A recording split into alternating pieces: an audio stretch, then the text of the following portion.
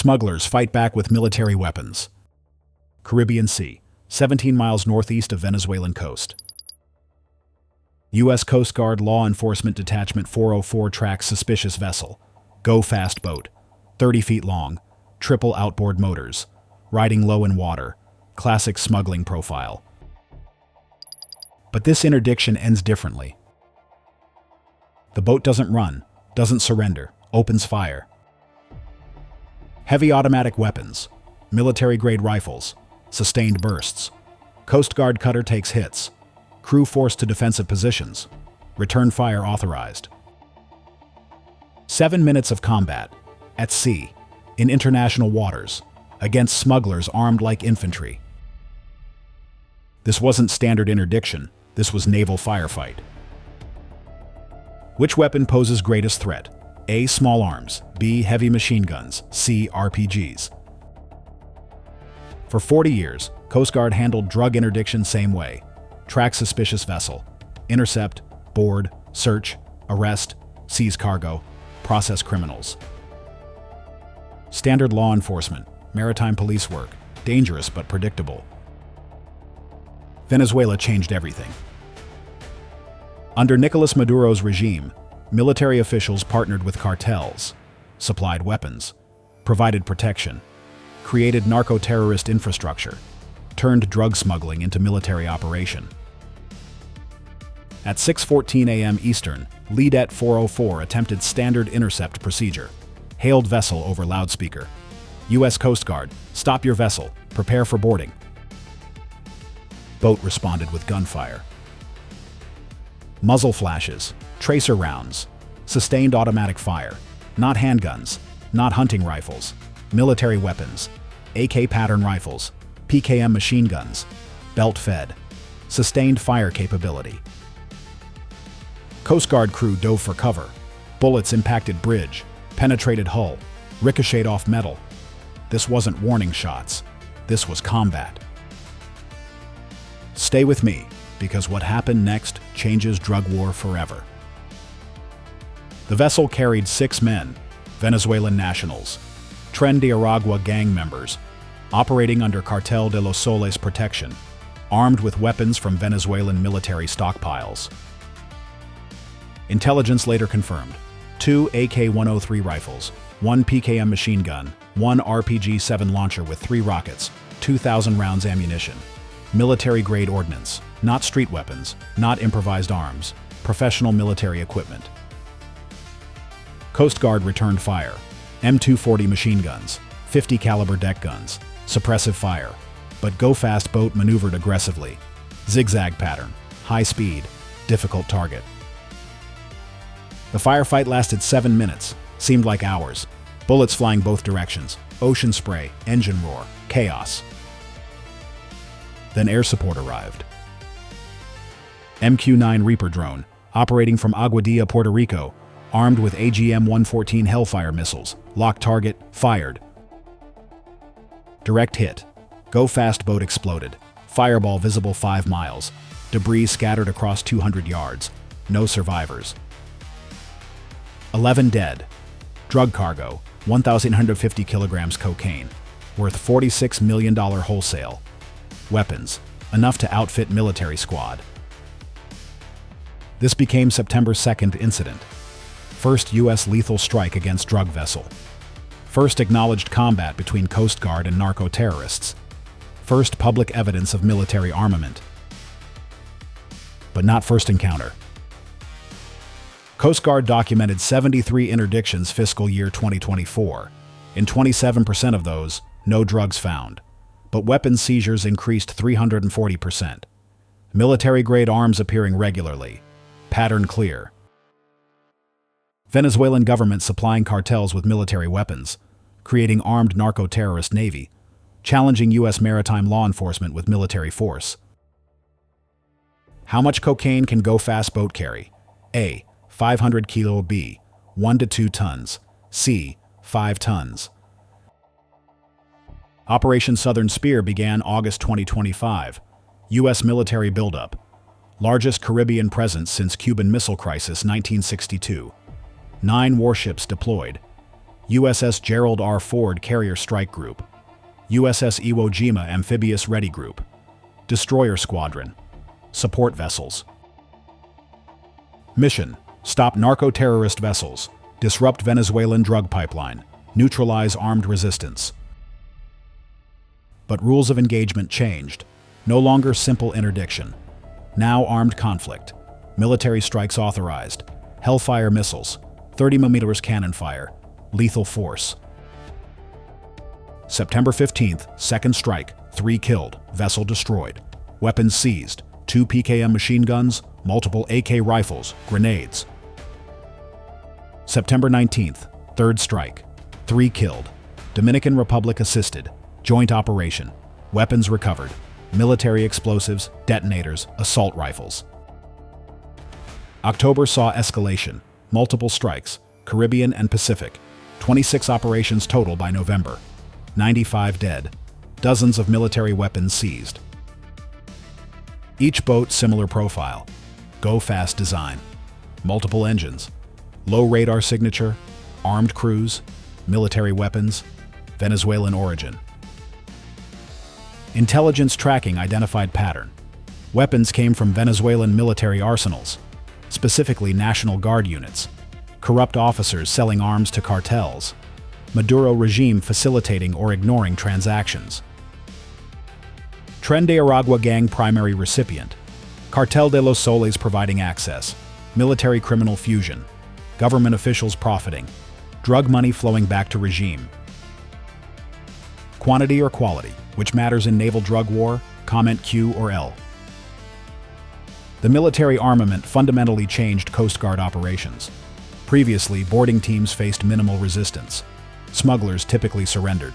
Standard law enforcement. Now boarding teams face military threat. Crew must assume hostile fire. Approach procedures changed. Standoff distance increased. Heavy weapons coverage required. Coast Guard cutter standard armament. 50 caliber M2 machine guns, M240 7.62 mm machine guns, small arms. Designed for warning shots, disabling fire, not sustained combat. Against PKM machine guns, RPG launchers, military rifles outgunned. Navy provided support. Destroyers escort cutters, provide overwatch, heavy weapons backup. But this stretches resources, ties up warships, expensive protection for police work. Air support became critical. MQ-9 Reapers deployed, armed with Hellfires, 10 missiles per drone, $100,000 $150,000 per missile. Operating from Puerto Rico, constant surveillance, strike capability. By December 2025, 9 Reapers operating Caribbean, maximum loadout, up to 10 Hellfires each, ready for immediate strike, changed engagement dynamic entirely. Smugglers, no drones watching, no missiles available, yet continued operations, continued fighting, because profits worth risk, because Venezuelan protection continued. Warfare signal analyzed the economics. Cocaine wholesale value, $25,000 per kilogram. One go-fast carries 1 to 2 tons. That's $25 to $50 million per run. Pay crew $200,000 total. Lose 10 boats.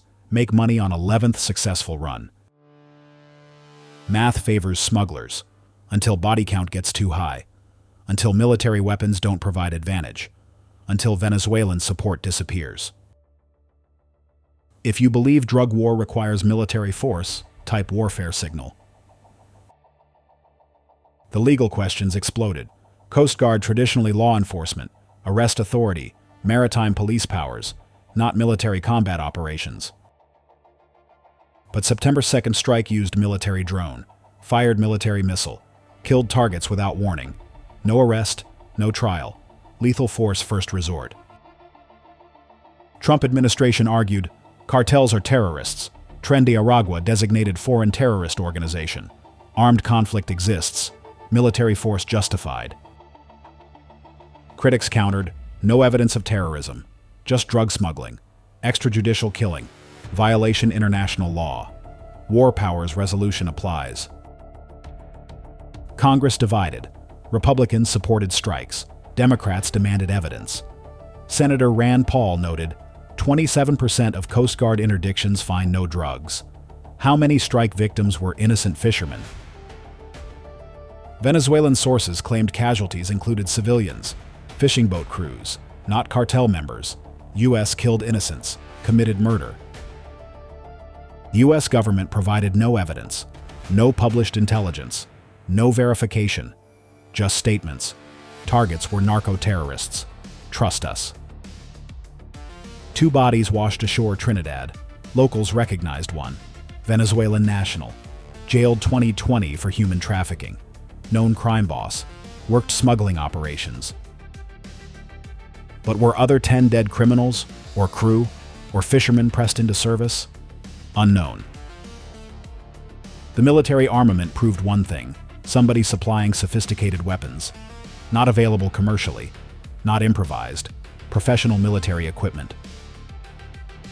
Venezuelan military stockpiles contained thousands AK pattern rifles, hundreds machine guns, RPG launchers, all Soviet-era surplus, all available for corruption. Maduro's nephew arrested 2015, trying to smuggle 800 kilograms cocaine into U.S. using diplomatic credentials. Family directly involved trafficking. Multiple Venezuelan generals indicted U.S. courts. Narco-terrorism charges. Conspiracy to import cocaine. Evidence of systematic military involvement. Which cartel connection is most dangerous? A. Mexican cartels. B. Venezuelan military. C. Colombian suppliers. By November 2025, situation escalated beyond interdiction. U.S. imposed naval blockade. Oil tankers seized. Sanctioned vessels intercepted. Economic warfare. December 24th, CIA drone strike. Venezuelan territory. Marine facility hit. Dock where drug boats loaded. First land target. Major escalation. December 30th, 3-boat convoy struck. Killed 3. Others survived. Joint Task Force Southern Spear Operation. Military language. Military tactics. January 3, 2026. Maduro captured. U.S. military raid, Caracas, flown to New York, federal charges, narco-terrorism, conspiracy, weapons trafficking. The drug war became actual war. Military operations, lethal strikes, regime change, all justified as counter-narcotics. But underlying reality, smugglers armed with military weapons changed equation. Coast Guard couldn't handle alone. Navy support required. Air Force drones necessary. Full military commitment. Venezuela created narco-terrorist infrastructure. Military weapons to criminals. Government protection for cartels. Safe haven for operations. Result: maritime combat zones. Firefights at sea. Missile strikes on boats. Escalation toward conventional warfare. The September 2nd engagement proved concept. When smugglers shoot back with military weapons, law enforcement becomes insufficient. Military force becomes necessary. Coast Guard crew interviewed afterward described experience. Like combat zone, heavy fire, professional weapons. They fought like soldiers, not criminals. Other interdictions showed pattern.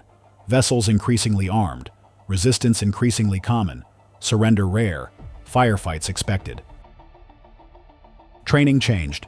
Coast Guard boarding teams now receive combat training. Urban warfare tactics, room clearing, suppressive fire, military skills for police mission. Equipment upgraded, body armor, ballistic helmets, assault rifles, crew-served weapons, turning law enforcement into military force. Quiz answer: go-fast boats typically carry 1 to 2 tons cocaine. That's 2,000 kilograms worth $25 $50 million wholesale. 3 questions for you. Should Coast Guard use military force against smugglers?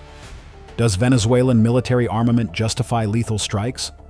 What happens when drug war becomes actual war? The September 2nd firefight marked inflection point. Smugglers armed with military weapons. Coast Guard forced to respond militarily. Escalation became inevitable.